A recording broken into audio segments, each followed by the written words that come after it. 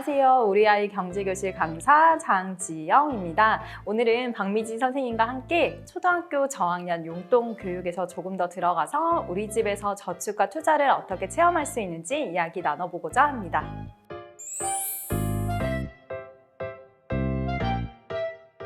요즘 아이들 하고 싶은 것도 많고 갖고 싶은 것도 많죠. 그래서 돈을 모으는 것보다는 쓰는 것에 관심이 조금 더 많습니다. 이 부분에 대해서 우리 부모님들이 고민이 많으실 텐데요. 아이들 어떻게 하면 저축 습관을 좀 들여줄 수 있을까? 우리 아이가 어떻게 하면 저축에 조금 더 흥미를 느낄 수 있을까라는 고민 해보셨죠? 저 역시 아이들이 어리지만 조금이라도 일찍 저축 습관을 형성했으면 좋겠다라는 생각을 하거든요. 네, 사실 요즘 이자율만으로는 아이들에게 저축 습관 들이는 거 쉽지 않죠. 그래서 부모님들의 역할이 굉장히 중요합니다. 데이비드 오웬이라고 미국의 한 작가이자 기자인 분의 사례를 소개를 시켜드릴게요. 두 자녀의 아빠인 이 사람은 아이들에게 저축 습관을 들이기 위해서 아이들에게 저축하자라고 이야기를 했는데 그게 쉽지 않아서 아빠은행이라고 해서 본인이 직접 아이들의 은행이 되어주는 역할을 함으로써 아이들이 저축과 투자를 경험할 수 있게 해줬다고 합니다. 그거 되게 좋은 것 같은데요. 혹시 데이비드 오웬 사례를 조금 더 설명해 주실 수 있을까요? 네, 데이비드 오웬이 두 자녀에게 저축을 하자라고 했더니 아이들이 이자도 너무 조금인데 지금 현재 나를 위해서 쓰는 게 훨씬 더 행복하다라고 이야기를 했다고 해요. 맞아요. 저희 실제 교육 나가보면요. 아이들이 이런 얘기를 합니다. 선생님, 티끌 모아 티끌이에요. 이자율이 낮아서 그렇기도 하지만 아이들 자체가 저축할 수 있는 금액이 조금 적다 보니 이런 것을 더 많이 느끼는 것 같아요. 사실 살면서 선생님 큰돈 필요할 때 굉장히 많잖아요. 아이들 지금부터의 저축 습관이 굉장히 중요할 텐데 이 부분이 너무 아쉽거든요. 저희가 가서 수업을 하는 것만으로는 해결하기가 조금 한계가 느껴져요. 맞아요. 한 번으로는 그런 교육이 어렵다 보니 부모님들께서 아빠 은행, 엄마 은행을 열어서 금융회사를 체험할 수 있게 해주는 게 중요하겠죠. 저도 엄마 은행을 한번 열어봐야겠습니다. 그러면 엄마 은행, 아빠 은행을 열려면 어떤 규칙들이 필요하고 어떻게 운영하면 되는지 선생님 좀 설명해 주시겠어요? 은행을 열기 전에 꼭 하셔야 될 일이 있습니다. 아이들과 충분한 대화를 통해서 저축이 가지는 의미를 다시 한번 이야기해보는 건데요. 사실 이자를 받는 것도 중요하지만 필요한 돈을 모아서 쓰고 미래를 준비한다는 게 더 큰 의미를 가지고 있습니다. 새로운 습관을 들인다는 게 사실 굉장히 어려운 일이죠. 혹시 본인이 계획한 것과 다른 상황이 생겼을 때 어떻게 처리를 해야 할지 이 부분에 대한 규칙도 좀 필요할 것 같은데요.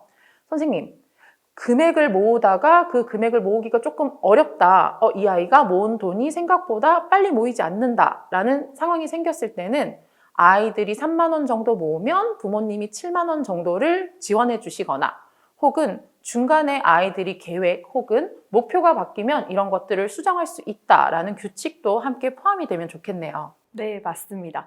여기까지 아이들과 이야기가 다 되었다면 이렇게 통장 2개를 마련해 주시는 게 좋습니다. 시중에서 판매하고 있는 용돈기 입장의 모양도 좋고요. 노트의 모양도 좋은데 보시다시피 저축과 펀드라고 써져 있는 통장 2개를 준비해 주시는 거죠. 그럼 저축과 펀드 투자에 대해서 아이들에게 먼저 설명을 좀 해야겠네요. 어렵게 설명하기보다는 아이들 눈높이에 맞춰서 저축은 차곡차곡 돈을 모으고 정해진 이자를 받는 거다 정도, 펀드 투자는 저축과 돈을 모으는 것은 비슷하지만 정해진 이자가 아니라 내가 투자한 회사 혹은 기업의 변화에 따라서 수익률이 달라질 수 있다 정도로만 접근을 해도 괜찮을까요? 네, 초등학교 저학년인 경우에는 아이들 이해가 쉽지 않을 수도 있습니다. 하지만 초반부터 너무 아이들에게 많은 걸 이해시키려고 시간을 많이 쓰지 않으셔도 괜찮아요. 왜냐하면 아이들은 체험을 통해서 그 과정들을 몸소 체험하게 될 거니까요. 그러면 저도 저축 이거 한번 써보면 좋겠네요. 일단 목표, 저는 게임기, 그리고 40만 원이라고 해서 사고 싶은 것과 정확한 금액을 목표로 쓰고요. 40만 원? 선생님 40만 원이라고 하면 아이들 기준에서는 모으기가 쉽지 않을 수도 있겠네요. 네, 그래서 시중은행이 아니라 부모님 은행을 이용하는 것이 중요합니다. 실제로 어떤 부모님께서는 아이가 10,000원을 입금하면 부모님께서 함께 10,000원을 추가적으로 입금해 주시는 경우도 있더라고요. 그래서 돈이 쌓여가는 것을 보면서 아이들이 저축에 대한 흥미를 느끼는 거죠. 처음에는 좀 적은 금액, 작은 목표부터 시작을 하고 조금씩 키워가면서 목표를 달성했다는 성취감을 아이들이 느끼는 게 중요합니다.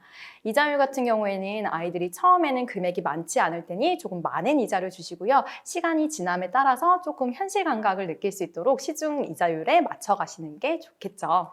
그럼 아이들과 저축하기 전에 충분한 대화를 통해서 이자율은 정하고 그 정해진 이자만큼 아이들에게 입금을 해주면 되는 건데 펀드는 수익률을 무엇으로 기준 삼아야 좋을까요? 네, 아이들이 좀 관심 가지고 있는 기업 한 곳을 정해서 그 기업의 수익률을 따라가는 것도 방법이고요.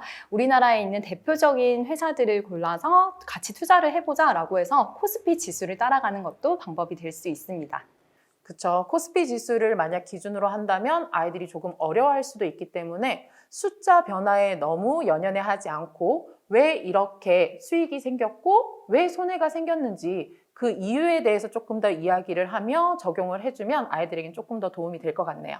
네, 예를 들어서 우리나라의 기업들의 수출이 늘어난다라고 하면 코스피 지수가 올라갈 테니 수익이 발생했다라고 이야기해 줄 수 있고요. 반대의 경우 수출이 줄어들면 코스피 지수가 떨어지니 손해를 받을 수도 있겠죠. 네, 그럼 펀드 투자의 수익률은 저축 이자보다는 조금 높게 그리고 원금 손실의 경험도 필요해 보입니다. 네, 저축과 투자의 장단점을 체험해보고 두 가지를 비교해 볼 수 있는 좋은 체험이 될 수 있겠네요. 네, 그럼 저도 진짜 엄마은행을 한번 운영해 봐야겠네요. 선생님과 지금 나눈 걸 토대로 저만의 규칙 혹은 저축 펀드 상품 비교를 한번 정리해 봐야겠습니다.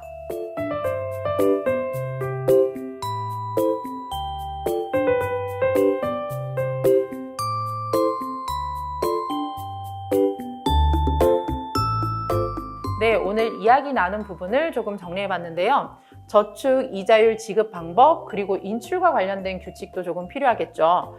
펀드는 저축과 다르게 인출은 불가능하고 해지만 가능하다 정도의 규칙이 필요합니다. 이렇게 우리 집 은행을 잘 활용하고 나서 아이들이 익숙해지면요.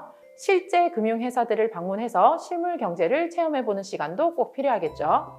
네, 오늘 본 건 예시이고요. 집집마다 경제 상황이나 아이들의 성향이 다를 수 있으니 아이들과 충분한 대화를 통해서 이런 규칙들은 정해 나가시면 될 것 같습니다. 오늘 우리 아이 경제 교실은 여기까지입니다. 감사합니다.